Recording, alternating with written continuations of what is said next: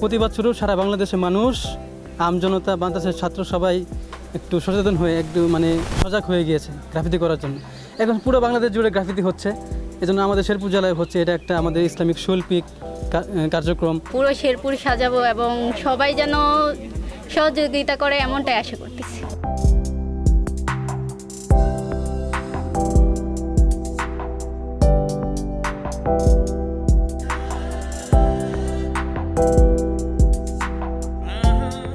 নতুন করে স্বাধীনতা পেয়েছি, তাই এই নতুন স্বাধীনতাকে আরও সুন্দরভাবে সাজানোর জন্য আমরা বিভিন্ন ধরনের লেখা আমাদের এই কার্যক্রমটা আমরা চালাচ্ছি। শেরপুর সরকারি ক্যাম্পাসটা যেমন ছিল তার চেয়ে আরও শতগুণ সৌন্দর্য বৃদ্ধি হয়েছে।